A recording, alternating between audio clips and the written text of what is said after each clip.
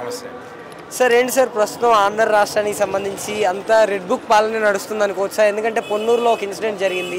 ఈ ఇన్సిడెంట్ని ఏ విధంగా చూడొచ్చు అంటారండి? ఏ విధంగా చూసేది ఏముంది, తెలియంది ఏముంది, ప్రజలంతా చూస్తున్నారు. ఈ రెడ్ బుక్ రాజ్యాంగాన్ని చూసి ప్రజలు చాలా ఇబ్బందులు కూడా పడుతున్నారు. వైసీపీ కార్యకర్తలు అయితే ఇంట్లోంచి బయటికి రావడానికి చాలా ఇబ్బందులు పడే పరిస్థితి ఎదుర్కొంది. ప్రతి ఒక్కటి 2029లో మళ్ళీ వైఎస్ఆర్ కాంగ్రెస్ పార్టీ వస్తుంది ఏంటి, అప్పుడు వైసీపీ కార్యకర్తలు అంటే ఏంటో మేము చూపిస్తాం. సార్ ఏంటి సార్, మరి ఈయన పవన్ కళ్యాణ్ గారు మాట్లాడుతున్నారు కదా, మీరు అధికారంలోకి వస్తే కదా చూపించేది, అధికారంలోకి ఎలా వస్తారో మేము చూస్తాం అనేసి అంటున్నాడు. అంటే జగన్మోహన్ రెడ్డి గారిని విమర్శించే అంత తోడు కాదు పవన్ కళ్యాణ్ గారు ఏంటి.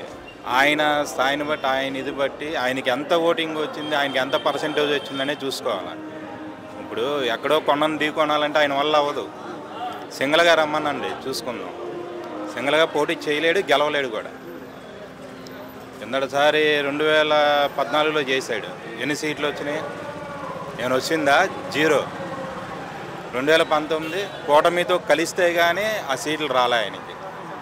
వాళ్ళు జగన్మోహన్ రెడ్డి గారిని విమర్శించే అంత టోలు అయితే వాళ్ళు కాదు.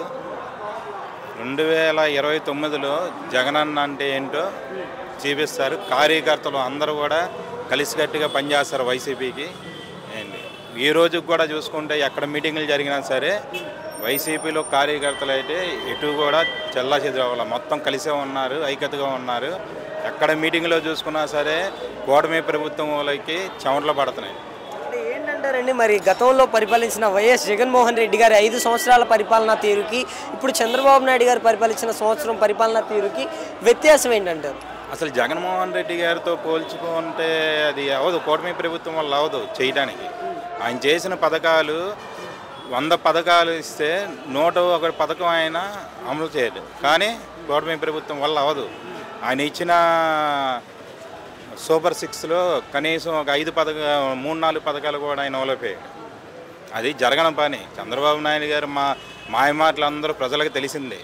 ఈసారైనా నమ్ముదాం అనుకున్నారు, వేసారు, మళ్ళీ మోసపోయారు జనాలను అందరినీ వెన్నుపోటు పొడిచాడు ఆయన, ప్రజలను వెన్నుపోటు పొడిచాడు ఆయన. ఇంకేంటంటారండి, మరి సూపర్ 6లో భాగంగా వీళ్ళు చెప్పిన హామీల్లో ఎన్ని హామీలు అమలు చేయగలిగారు సంవత్సర కాలం వ్యవధిలో? ఏం చేశారండి? ఏం అమలు చేశారు? ప్రజలు బయట తిడుతున్నారు. అటు రోడ్లు కానీ ఏదైనా సరే ఏది బాగోవాల, ఏది సరిగ్గా ఉంది. ఒక రోడ్డుకి వెళ్తే ఎన్ని గుంటలు ఉంటున్నాయి? అమ్మఒడి అన్నాడు, తల్లికి వందనం అన్నాడు, సగం మందికి వేసి సగం మంది ఎక్కొట్టేసాడు. ఏది క్లియరెన్స్గా చేసింది ఏం లేదా?